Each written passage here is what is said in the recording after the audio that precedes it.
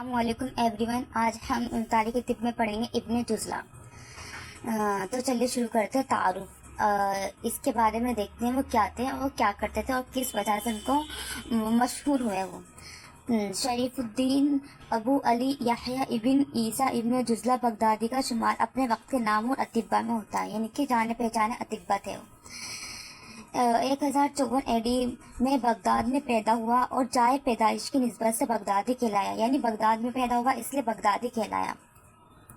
اولاً عیسائی تھا، پہلے وہ کرسچن تھا، لہٰذا اپنی طبی خدمات کی وجہ سے مغرب میں بین گیسلا کے لاطینی نام سے معروف ہوا. بعد میں تبدیلی مذہب سے 1074 AD میں مسلمان ہو گیا. پہلے عیسائی تھا، بعد میں مسلمان ہو گیا. بقیہ عمر بطور طبیب انتہائی ہمدردی اور سخاوت میں گزاری اور 1100 AD میں وفات پائی. پیدا کب ہوا تھا؟ 1054 میں، اور وفات کب پائی؟ 1100 AD میں. تعلیم و تربیت. اب دیکھتے ہیں اس نے اپنی ایجوکیشن کہاں سے حاصل کی.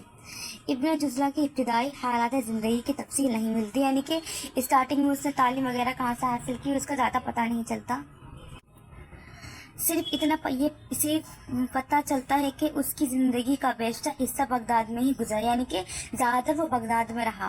اس دوران ابن جزلہ نے اساتذہ وقت سید بن حبت اللہ سے ترتیب اور ابو جعفر توسی سے حکمت کی تعلیم حاصل کی.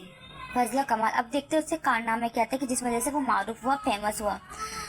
ابن جزلہ ایک ماہر طبیب یعنی فزیشین، بہترین خطاط اور با کمال مصنف تھا، یعنی وہ رائٹر بھی تھا.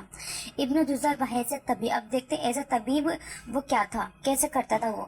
ابن جزلہ اپنے وقت کا ماہر طبیب تھا، انتہائی ہمدرد اور ملنسار تھا، یعنی انٹریکشن اچھے سے رکھتا تھا وہ، جس کی وجہ سے خاص عام میں ہر دل عزیز تھا، یعنی کہ سب کا چاہیے تھا، جس کی وجہ سے سب کا چاہیے تھا.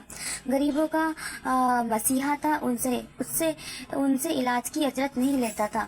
مریضوں کے علاج کے علاوہ ان کی ہر طرح سے مدد بھی کرتا تھا، یعنی کہ مددگار بھی تھا. ابن جزلہ بحیثیت خطاط. اور دیکھتے ہیں ایسا خطاط وہ کیسا تھا. ابن جزلہ جو شختی میں ماہر تھا اور اپنے اس ہنر کی بنا پر بغداد کے قاضی کے یہاں خوش نوسی کے فرائض انجام دیتا تھا. ابن جزلہ بحیثیت مصنف. ایز اے رائٹر وہ کیسا تھا. ابن جزلہ نے ایک مصروف طبیب ہونے کے باوجود تصنیف و تالیف کا کام بھی بخوبی انجام دیا. اس کے نام کے آگے موضوع طب پر 4 کتابیں درج ہیں، جن میں سب سے زیادہ مشہور و معروف کتاب منہاج ہے. منہاج کا مطلب ہوتا ہے طریقہ. دراصل اس کتاب کی بنا پر ہی ابن جزلہ کو آج تک یاد کیا جاتا ہے، یعنی اس کی اصلی وجہ کون سی ہے؟ اس کی یہ کتاب جو ہے، اس کی کتاب منہاج البیان فیما یستعمل الانسان. یہ انشاءاللہ اگلی کلاس میں پڑھیں گے.